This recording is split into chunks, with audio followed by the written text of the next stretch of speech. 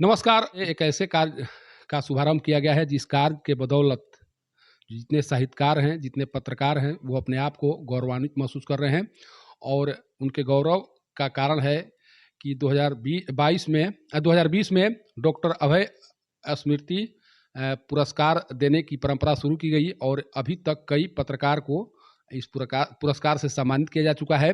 कई साहित्यकार को इस पुरस्कार से सम्मानित किया जा चुका है और प्रत्येक साल जो अच्छे पत्रकार हैं या जिनके द्वारा अच्छा कार्य किया जाता है, जो साहित्यकार हैं, जिनकी रचनाएँ काफ़ी लोगों के द्वारा पसंद की जाती है, उन्हें ये सम्मान दिया जाता है।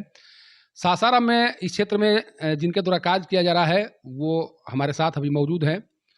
सदर अस्पताल में पदस्थापित हैं डॉक्टर विप्लव कुमार, जो मनोचिकित्सक हैं और सदर अस्पताल में जिस तरह से इनके द्वारा कार्य किया जाता है, उस कार्य के बदौलत भी इनकी चर्चा बहुत ज़ोर-शोर से होती है।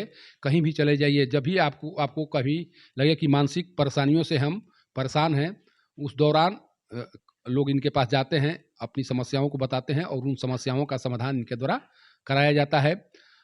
जिस तरह से 2020 से ये कार्यक्रम शुरू किए हैं, उसके बाद से जो पत्रकार हैं, खासकर जो जितने भी पत्रकार हैं रोहतास में, वो अपने आप को जिस तरह से अपने आप को गौरवान्वित महसूस कर रहे हैं, उसके पीछे का केवल और केवल जो कारक हैं, वो डॉक्टर विप्लव कुमार हैं और अभी वो हमारे साथ मौजूद हैं।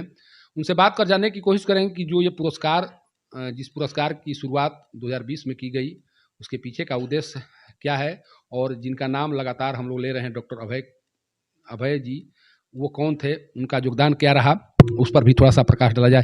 सर, 2020 से लगातार आप यहाँ के पत्रकारों को सम्मानित कर रहे हैं, यहाँ के पत्रकारों को जिस तरह से आप सम्मान दे रहे हैं। सबसे पहले हम लोग ये जानना चाह रहे हैं कि डॉक्टर अभय जी थे कौन और उनका योगदान क्या कुछ रहा?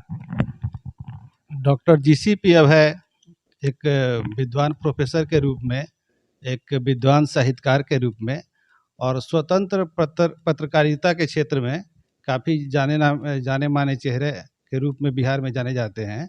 उनका देहांत 2019 में हो जाने के उपरांत उनकी स्मृति में यह पुरस्कार योजना चलाई जाती है।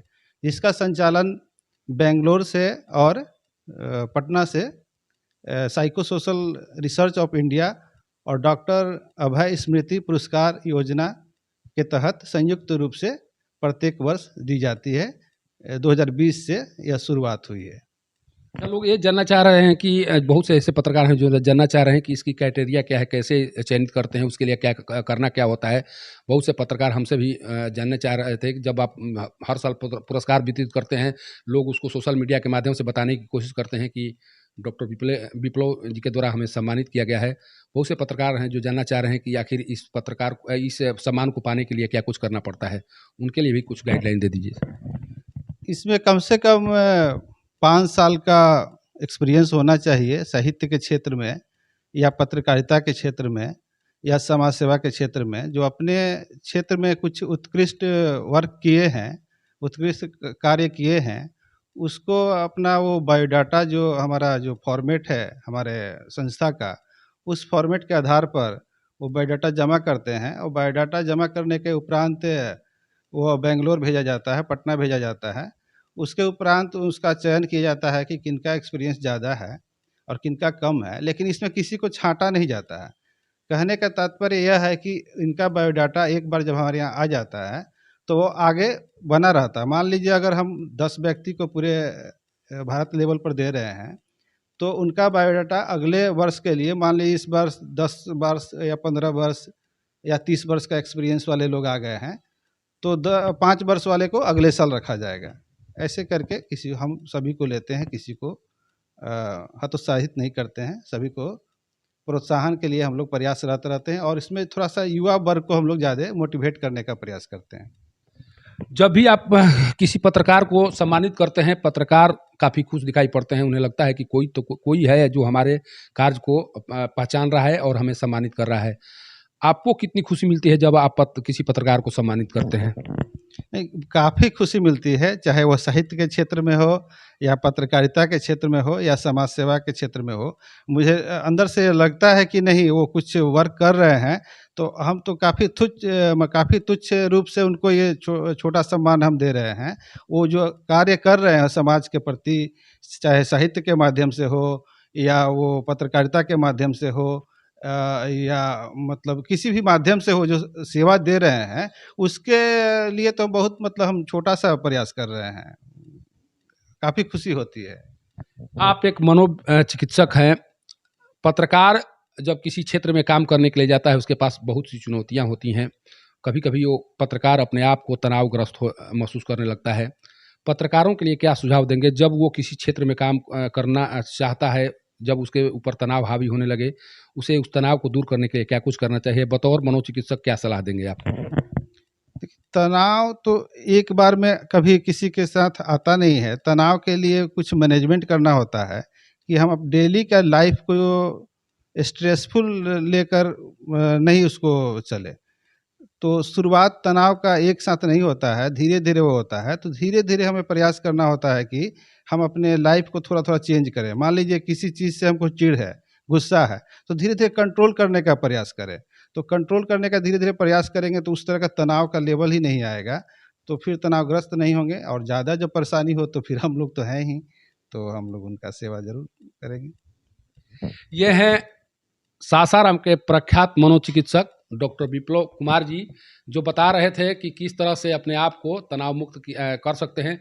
सबसे बड़ी बात है कि जिस कार्य की शुरुआत इन लोगों के द्वारा किया गया है 2020 से, उस कार्य में एक महिला, चूँकि इनकी पत्नी है, जिस तरह से लगातार इनके साथ खड़ी रहती हैं और जिस खुशी के साथ इनके कार्यों में अपने अपने आप को शामिल करती हैं, वो भी एक बहुत बड़ी बात है। उनसे भी हम चाहेंगे कि उनका भी कुछ उनके बारे में भी कुछ डॉक्टर लता सिंह जी हैं। चूँकि अभी जो सम्मान दिया जा रहा था, हम भी इससे आज डॉक्टर अभय स्मृति सम्मान से सम्मानित हुए हैं, और जब जब ये सम्मानित कर रहे थे दंपति, जिस तरह से उनके चेहरे पर आज मुस्कान दिखाई पड़ा। कार्य करने और कार्य करने का जो तरीका होता है, दोनों में अंतर होता है। कार्य तो सभी करते हैं, लेकिन जब कार्य करने का तरीका सही हो तो उसका फ़ायदा भी मिलता है, और लोग अपने आप को इस तरह से महसूस करते हैं कि जो भी व्यक्ति हमें सम्मानित कर रहा है या जो कार्य कर रहा है, उसको उस कार्य करने में खुशी मिली है। जिस तरह से डॉक्टर लता जी के द्वारा भी सम्मानित किया गया, और सम्मान के दौरान जिस तरह से इनके द्वारा ये बताने की कोशिश की गई कि आपको जो सम्मान दिया जा रहा है, उस सम्मान से हम भी काफ़ी खुश हैं। डॉक्टर लता जी, आपसे जानने का प्रयास करते हैं। देखिए, लगातार जिस तरह से सभी क्षेत्र के लोगों को सम्मान मिलता है, लेकिन जब पत्रकार को सम्मान देने की बात आती है, तो बहुत कम ऐसे लोग हैं जो इस क्षेत्र के लोगों को पहचान पाते हैं और उनको सम्मानित करने का कार्य करते हैं। आप लोगों को कैसा लगा कि इस पुरस्कार की शुरुआत होनी चाहिए और उसमें पत्रकार और साहित्यकार को भी शामिल किया जाना चाहिए? हमें ये प्रेरणा हमेशा मेरे पति से ही मिली है, और ये ससुर जी के नाम पर हम लोगों ने शुरू किया। तो वो भी खुद स्वतंत्र पत्रकार रह चुके हैं, समाज सेवा के रूप में भी वो बहुत अच्छा काम करते थे। तो इसीलिए हम लोगों ने सोचा कि क्यों ना उनके पुण्यतिथि पर उनको वो मतलब वो चाहते थे कि लोग हमें मरणोपरांत भी जाने। मेरे अभी तो मुझे लोग जान रहे हैं, लेकिन मेरे न रहने पर भी लोग मुझे जाने। इसीलिए उनकी स्मृति में हम लोगों ने ये पुरस्कार योजना शुरू किया, ताकि उनकी यादें जो है हमेशा, अभी तो हम लोग के बीच ही हैं सिर्फ, लेकिन धीरे धीरे सब लोगों के बीच में फैले। और पत्रकार लोग को और सब लोग को सम्मानित करके हमें बहुत खुशी मिलती है। एक चीज़ जानना चाहेंगे हम लोग, जब भी आप लोगों को देखते हैं पति पत्नी के रूप में, जिस तरह से आप लोगों के बीच जो लगता है कि सब कुछ ठीक ठाक है, पति पत्नी के बीच जो बिगड़ते रिश्ते हैं, उस रिश्ते को संभाल कर चलने की ज़रूरत है, और उसमें सभी का सहयोग मिलना चाहिए। बतौर चिकित्सक, आप उन महिलाओं से किस तरह की अपील करेंगी जो कॉम्प्रोमाइज़ जो शब्द है उसको भूल चुकी हैं या कॉम्प्रोमाइज़ करना नहीं जानती हैं? कि लाइफ में थोड़ा बहुत कॉम्प्रोमाइज़ तो सबको करना ही पड़ता है। बिना कॉम्प्रोमाइज़ किए तो कोई खुशी नहीं रह पाएगा। कभी थोड़ा उन्होंने कॉम्प्रोमाइज़ किया तो कभी थोड़ा हमने कॉम्प्रोमाइज़ किया। तो उस तरह से सब दंपति को भी हम चाहेंगे कि वो लोग भी आपस में इको बना कर रखें, ताकि दोनों के बीच कभी गलतफ़हमी ना हो और दूरियाँ ना बने। आपकी शादी एक ऐसे परिवार में हुई है जो काफ़ी शिक्षा के क्षेत्र में काफ़ी उनका नाम है, जिनके नाम पर आज पुरस्कार की शुरुआत हुई है, आज जिनके नाम पर आज हम लोग सम्मानित हुए हैं। आपको कितना फ़ख्र होता है जब आप डॉक्टर अभय जी का नाम लेती हैं या आपको कहा जाता है कि आप उनकी बहू हैं? आपको कितना फ़ख्र होता है? मुझे बहुत फ़क्र होता है। मुझे बहुत अच्छा लगता है जब कोई हमें से कहता है कि हाँ, ये डॉक्टर उनकी बहू है या डॉक्टर साहब की वाइफ़ है, तो मुझे बहुत ज़्यादा गर्व महसूस होता है।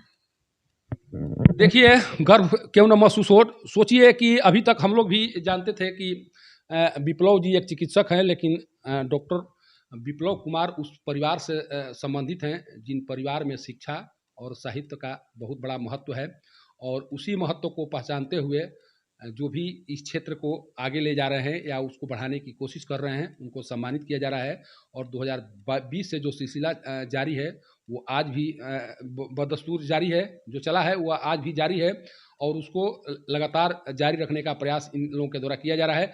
सबसे बड़ी बात है कि जब भी आप इस जहाँ पर पुरस्कार अभी हम लोग पा रहे हैं, इस परिवार या इस दरवाजे पर जब भी आप दस्तक देंगे, तब पता चलेगा कि पारिवारिक खुशी क्या होती है, उसका महत्व क्या है और किस तरह से अपने परिवार को खुश रखा जा सकता है।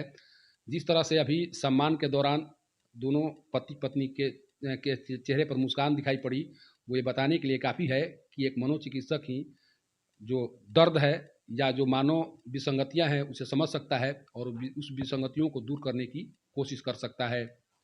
सासाराम से पब्लिक न्यूज़ के लिए सत्येंद्र चौबे की रिपोर्ट।